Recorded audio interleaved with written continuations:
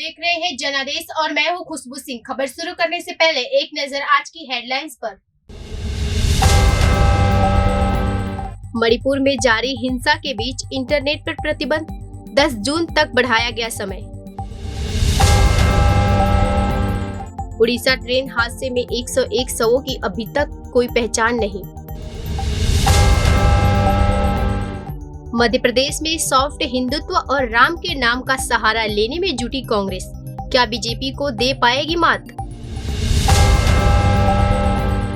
ब्रिजभूषण के driver, guard समेत 15 कर्मचारियों से पूछताछ।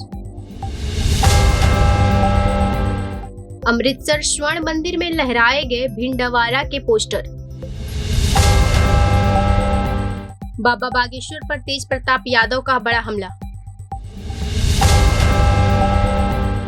क्या कोरोमंडल ट्रेन हादसा कोई साजिश थी? गुजरात वापस आएंगे धीरेन्द्र शास्त्री। ये थे आज के मुख्य समाचार। अब समाचार विस्तार से। मणिपुर के इम्फाल पश्चिम जिले में सोमवार को भी हथियारबंद लोगों के दो समूहों के बीच गोलीबारी में 3 लोगों की मौत और 4 घायल।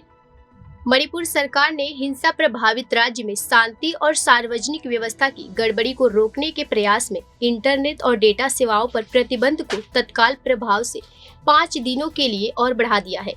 मणिपुर सरकार द्वारा जारी नए आदेशों की घोषणा की गई, जिसमें राज्य में इंटरनेट सेवाओं के निलंबन को 5 दिन यानी 10 जून की दोपहर 3 बजे तक के लिए और बढ़ा दिया गया है। 3 मई को all tribal students union of Manipur के एक रैली के बाद मणिपुर में हिंदू, मेहनती और आदिवासी कुकी जो ईसाई है उनके बीच हिंसा भड़क उठी। पिछले 1 महीने से पूरे राज्य में हिंसा की स्थिति है और केंद्र सरकार को स्थिति कोई नियंत्रण में लाने के लिए अर्धसैनिक बलों को तैनात करना पड़ा है। राज्य में शांति बहाल करने के लिए सेना और असम राइफल्स के करीब 10,000 जवानों को तैनात किया गया है। इससे मणिपुर के इम्फाल पश्चिम जिले में सोमवार सुबह हथियारबंद लोगों के 2 समूहों के बीच हुई गोलाबारी में 3 लोगों की मौत हुई और 4 अन्य घायल हुए। पुलिस ने बताया कि यह घटना जिले के कांगचुप इलाके में हुई। उन्होंने बताया कि घायलों को इम्फाल के एक अस्पताल में भर्ती कराया गया, जहां उनकी हालत स्थिर बताई जा रही है। पुलिस ने बताया कि कांगचुप जिले के सेउक में 2 समूहों के बीच हुई गोलाबारी में 4 लोग घायल हुए हैं। पूर्वी मध्य रेल के मंडल रेल प्रबंधक रिकेश रॉय ने कहा कि उड़ीसा के विभिन्न अस्पतालों में अभी भी लगभग 200 लोगों का इलाज चल रहा है। उड़ीसा में दर्दनाक ट्रेन दुर्घटना के बाद कम से कम 275 लोगों की जान चली गई। 1000 से अधिक लोग घायल हुए हैं। इस पर अधिकारियों ने सोमवार को कहा कि अभी भी 101 शवों की पहचान बाकी है। पूर्वी मध्य रेलवे के मंडल रेलवे प्रबंधक रिकेश रॉय ने कहा कि उड़ीसा के विभिन्न अस्पतालों में अभी भी लगभग 200 लोगों का इलाज चल रहा है। दुर्घटना में लगभग 1100 लोग घायल हुए हैं, जिसमें से लगभग 900 लोगों का इलाज के बाद छुट्टी दे दी गई है। राज्य के विभिन्न अस्पतालों में लगभग 200 लोगों का इलाज किया जा रहा है। दुर्घटना में मरने वाले 278 लोगों में से 101 की अभी तक पहचान नहीं की गई है। बालासोर ट्रेन दुर्घटना में 3 ट्रेन एक दूसरे से टकरा गई थी, जिसमें 2 यात्री ट्रेन और 1 मालगाड़ी शामिल है। घटना में बालासोर के कम से कम 275 लोगों की जान गई। 1100 से अधिक लोग घायल हुए हैं। इस दुखद घटना का पूरे भारत पे गहरा प्रभाव पड़ा है। भुवनेश्वर नगर निगम के आयुक्त विजय अमृत कुलंगे ने बताया कि भुवनेश्वर में रखे गए कुल 193 शवों में से 80 शवों की पहचान कर ली गई है। 55 शव परिजनों को सौंप दिए गए हैं। बीएमसी के हेल्पलाइन नंबर पर 200 से अधिक कॉल प्राप्त हुए हैं। 1929 शवों की शिनाख्त पर परिजनों की सौंपी जा रही है। दुर्घटना तब हुई जब शालीमार चेन्नई कोरोमंडल एक्सप्रेस एक बड़ी मालगाड़ी से टकरा गई, जिससे कई डिब्बे बगल के ट्रैक पर पटरी के ऊपर चढ़ गए। इसके बाद यशवंतपुर से हावड़ा जा रही थी। हावड़ा एक्सप्रेस तेज गति से प्रभावित होकर डिब्बों से टकरा गई, जिसके परिणाम स्वरूप और पटरी से उतर गई। प्रधानमंत्री नरेंद्र मोदी ने शनिवार को ग्राउंड जीरो से बालासोर दुर्घटना स्थल का जायजा लिया और अस्पताल में इलाज कर रहे घायलों में से मिले दुर्घटना स्थल के लिए दिल्ली खाना होने से पहले पीएम मोदी ने उस पर एक उच्च स्तरीय समीक्षा की बैठक की अध्यक्षता की थी। कांग्रेस नेता पीसी शर्मा ने बीजेपी पर निशाना साधते हुए कहा कि वो भगवान राम को सीता जी से अलग करते हैं, वो धर्म से जोड़कर राजनीति करते हैं और हम धर्म पर चलकर राजनीति करते हैं। वहीं बीजेपी भी धर्म ध्वजा उठाए है। मध्य प्रदेश में विधानसभा चुनाव 4 या 5 महीने दूर है, लेकिन कांग्रेस लोक लुभावने वायदों के साथ सभी 230 विधानसभा में सुंदरकांड और रुद्राभिषेक कराने की बात कह रही है। बीजेपी सरकार को भ्रष्टाचार, महंगाई जैसे मुद्दों के साथ वो उसके अपने हथियार से घेरने निकली है और वो सॉफ्ट हिंदुत्व मध्य प्रदेश कांग्रेस के धर्म एवं उत्सव प्रकोष्ठ के कई आयोजन दिखाने लगे हैं। मध्य प्रदेश की राजधानी भोपाल में वरिष्ठ कांग्रेस नेता और पूर्व कानूनी मंत्री पीसी शर्मा श्रीमद् भगवत सप्ताह ज्ञान यज्ञ करवा रहे हैं। रोज रुद्राभिषेक भी होगा। ऐसे आयोजन में सबसे प्रमुख चेहरा है कांग्रेस की धर्म एवं उत्सव प्रकोष्ठ की अध्यक्ष कथावाचक रुचा गोस्वामी का। 32 साल की रुचा अमरकांड के आश्रम में पाली बड़ी है। माँ वकील और पिता शिक्षक है। 2 साल में पार्टी के लिए 30 से ज्यादा बड़े धार्मिक आयोजन किए हैं और चुनाव से पहले 52 जिलों में कार्यक्रम भी किए हैं। ऋचा गोस्वामी ने कहा कि मध्य प्रदेश कांग्रेस धर्म एवं उत्सव प्रकोष्ठ का गठन 2 साल पहले हुआ था, जिससे धार्मिक गतिविधियां आवंडर सहित और अच्छे से संचालित हो सके। इस प्रकोष्ठ के माध्यम से मैं जगह जगह अनुष्ठान, भागवत कथा और शिव पुराण आयोजित करती हूँ। उन्होंने आगे कहा कि हमारा उद्देश्य किसी को पटकना नहीं है, बाकी कर्म का फल तो ईश्वर देगा। मध्य प्रदेश कांग्रेस अध्यक्ष गाहे बगाहे खुद को हनुमान भक्त कहते हैं। पार्टी दफ्तर भगवा रंग में रंगा भी नजर आता है। इसके अलावा पार्टी ने चुनावों के मद्देनजर कुछ अहम फैसले किए जा रहे हैं, जैसे मंदिर में पुजारी प्रकोष्ठ बनाना, जिसका मकसद ब्राह्मण वोटों को साधना है, और मंदिर की जमीन पर उन्हें मालिकाना हक दिलाने के लिए आंदोलन शुरू करना। इसके साथ ही 230 विधानसभा क्षेत्रों में धर्म रक्षा यात्रा और हर जिले में कथा और धार्मिक आयोजन शामिल है। धर्म संवाद कार्यक्रम में धर्माचार्यों को शामिल करना है, जिससे बीजेपी के पारंपरिक वोट बैंक में सेगमारी हो सके। 230 विधानसभा में 108 सुंदरकांड के पाठ करवाए जाएंगे।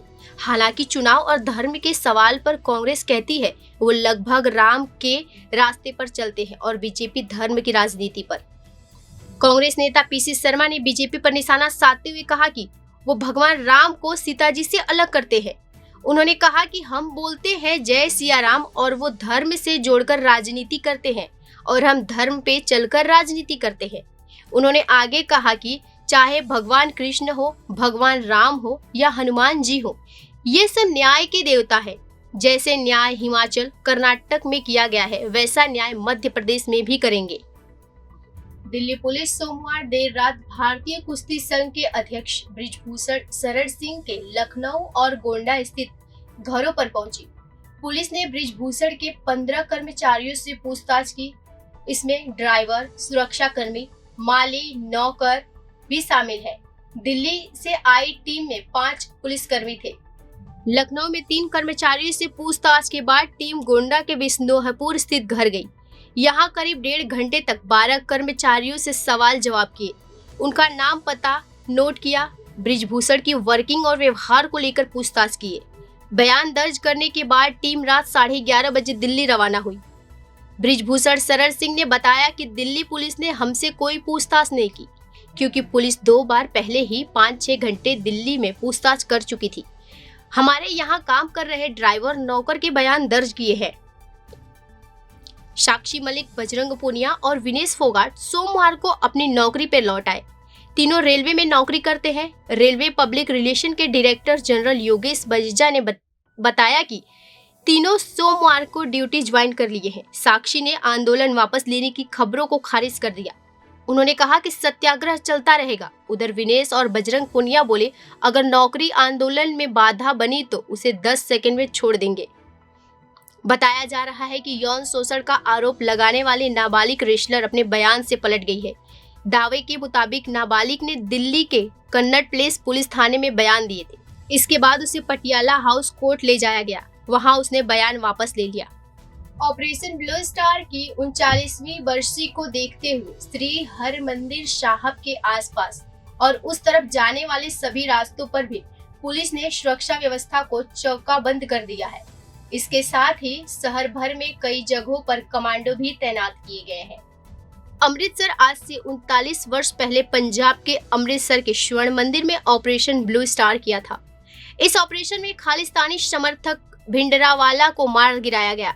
इस ऑपरेशन को भारतीय सेना ने अंजाम दिया था। उस ऑपरेशन के बाद आज भी कई पंजाब में जगहों पर ऑपरेशन की बरसी मनाई जाती है। इस क्रम में भी श्री हरमंदिर साहिबा स्थित श्री अकाल तख्त साहिबा पर बरसी समागम आयोजित किया जा रहा है। स्वर्ण मंदिर में भारी संगत उमड़ी। इस दौरान खालिस्तान के नारे लगे और पोस्टर भी लहराए गए। इस कार्यक्रम में कुछ लोगों को भिंडरावाले के पोस्टर लेकर खालिस्तान के समर्थक में नारे लगाए गए। इसके एक वीडियो सोशल मीडिया पर वायरल हो रहा है। बता दें कि ऑपरेशन ब्लू स्टार की बरसी को लेकर स्वर्ण मंदिर के आसपास सुरक्षा बढ़ा दी गई है। साथ ही पूरे पंजाब ने पुलिस को अलर्ट कर दिया गया है ताकि कानून व्यवस्था की स्थिति बिगड़े नहीं। अमृतसर में 3500 जवानों को तैनात किया गया है। इसके साथ ही श्री हरमंदिर साहिब के आसपास और उस तरफ जाने वाले सभी रास्तों पर पुलिस को ठहराया गया है। श्री हरि मंदिर साहिबा के आसपास पंजाब पुलिस के साथ साथ कमांडो भी तैनात किए गए हैं। बिहार से बाबा बागेश्वर के जाने के बाद अब एक बार फिर से तेज प्रताप यादव ने उन पर हमला बोला है। तेज प्रताप यादव ने कहा है कि देखिए इतना बाबा आए लेकिन हम बहुत बड़े बाबा हैं। बागेश्वर धाम के महंत पंडित धीरेन्द्र कृष्ण शास्त्री का पटना के नौबतपुर में कुछ दिनों पहले ही कार्यक्रम हुआ था। बागेश्वर सरकार के आने के बाद खूब बयानबाजी हुई और चर्चा में तेज प्रताप यादव रहे। अब बाबा बागेश्वर के जाने के बाद एक बार फिर तेज प्रताप यादव ने बिना नाम लिए उन पर हमला बोला। तेज प्रताप यादव ने सोमवार को कहा कि देखिए इतने बाबा आए लेकिन हम बड़े बाबा हैं। उन्होंने कहा कि हम बाबा हैं लेकिन जमीन से लेकर पाताल लोक तक नाप देंगे। विश्व पर्यावरण दिवस के मौके पर सोमवार को पटना के ज्ञान भवन में बिहार राज्य प्रदूषण नियंत्रण परिषद और पर्यावरण एवं जलवायु परिवर्तन विभाग के एक सम्मान समारोह कार्यक्रम का आयोजन किया गया था। इस दौरान तेज प्रताप यादव कार्यक्रम को संबोधित कर रहे थे तो तेज प्रताप यादव ने कहा कि हमारे सामने अगर कोई बाबा खड़ा हो गया तो हम उसको बताएंगे। आगे उन्होंने कहा कि कृष्ण भगवान ने जंगल जाकर बांसुरी बजाई, जंगल में जाकर गाय चराए और हमको जंगल डिपार्टमेंट ही मिला है। सोचिए जो विभाग हमको मिला है वो कितना अच्छा है। इससे बहुत स्कोप है। सबसे बड़ी चीज ये है कि आपको पृथ्वी को बचाने हैं। समझिए ये जिम्मेदारी भगवान के द्वारा मिली है। उन्होंने आगे कहा कि विरोधी तो 1000 लोग हैं जो मजाक उड़ाएंगे कि काम नहीं हो रहा है। हम लोग लगातार कम कर रहे हैं। हम चाहेंगे कि हमारे प्रयास से नहीं पृथ्वी और पर्यावरण को बचाने में आप लोग का भी सहयोग हो। रेल मंत्री अश्विनी वैष्णव ने बताया कि उड़ीसा ट्रिपल ट्रेन हादसे की जड़ में इलेक्ट्रॉनिक इंटरलॉकिंग और सिग्नल सिस्टम में समस्या सामने आई है। जिम्मेदार लोगों की पहचान कर ली गई है। शाम होते होते रेल मंत्री ने कहा कि रेलवे बोर्ड ने रेल हादसे की सीबीआई जांच की सिफारिश की। रेलवे बोर्ड की सदस्य जया वर्मा सिन्हा ने कहा कि साजिश की संभावना से इनकार नहीं किया गया है। उन्होंने एक बात पर जोर दिया कि बिना इंसानी दखल के एक सिग्नल सिस्टम में गड़बड़ नहीं हो सकती है। यह एक ऐसा सिस्टम है जो ट्रैक और ट्रेनों के बीच ट्रैफिक पुलिस का काम करता है। यह एक प्रकार से ट्रेनों को सेफ पैसेज मुहैया कराता है जिससे ट्रेनों में टक्कर न हो। आमतौर पर सिग्नल या डबल रेलवे ट्रैक होते हैं लेकिन स्टेशनों या हॉट पर इसकी संख्या 5 से 10 तक हो जाती है। जब कोई ट्रेन किसी स्टेशन पर पहुंचने वाली होती है तो इसी इलेक्ट्रॉनिक इंटरलॉकिंग सिस्टम के सहारे ये तय होता है कि उसे किस नंबर के प्लेटफॉर्म पर ले जाना है। बाबा बागेश्वर 11 जून को सूरत आने वाले हैं। जानकारी के मुताबिक वे सूरत में एक शादी में शामिल होने वाले हैं। बाबा बागेश्वर के गुरु राम भट्टाचार्य भी सूरत आएंगे। बाबा बागेश्वर धीरेन्द्र शास्त्री को गुजरात आए हुए अभी 2 ही दिन हुए हैं। वहां फिर से वो गुजरात जाने वाले हैं। ऐसे में जानकारी ये है कि धीरेन्द्र शास्त्री 26 जून से गुजरात के अलग अलग शहरों में थे। उन्होंने दिव्य दरबार सहित सूरत, अहमदाबाद, वडोदरा, राजकोट, गांधीनगर में कार्यक्रम किए। अब वो फिर से गुजरात के दौरे पे आने वाले हैं। बाबा बागेश्वर 11 जून को सूरत आएंगे। 11 जून को सूरत वो एक शादी में शामिल होने आ रहे हैं। उनके साथ उनके गुरु राम भट्टाचार्य भी सूरत आएंगे। हालांकि बाबा बागेश्वर के इसके साथ ही गुजरात के अन्य कार्यक्रम भी है। जानकारी के मुताबिक सूरत एयरपोर्ट से अड़ुरत द्वार तक उनकी बारात निकली है। सूरत के उधना इलाके में तेरापत भवन के उनके संवाद का कार्यक्रम भी होगा। शोभा यात्रा में राम भट्टाचार्य मौजूद रहेंगे। इससे पहले वडोदरा में आचार्य धीरेन्द्र शास्त्री का दरबार लगा। दिव्य दरबार में बाबा ने भक्तों की समस्याओं का समाधान दिखाया। हर दरबार की तरह बाबा ने भक्तों की याचना स्वीकार की और उनके कष्टों को दूर करने का प्रयास किया। वडोदरा में बाबा बागेश्वर धीरेन्द्र शास्त्री ने एक ऐसे शख्स की तारीफ की जिससे वहां मौजूद हर कोई हैरान रह गया। इस शख्स का नाम इकबाल कादरीवाला था। बाबा के दिव्य दरबार में एक मुस्लिम नेता की भूमिका की सार्वजनिक मंच से प्रशंसा की गई और इसकी प्रशंसा स्वयं बाबा बागेश्वर आचार्य धीरेन्द्र शास्त्री ने की। धीरेन्द्र शास्त्री ने दिव्य दरबार के आयोजन में सहायक भूमिका निभाने के लिए इकबाल कादीवाले की प्रशंसा की और इकबाल कादीवाले ने विरोध की तुलना चेहरे पर एक थप्पड़ सी की। फिलहाल के लिए इतना ही। खबरों में बने रहने के लिए देखते रहिए जनादेश।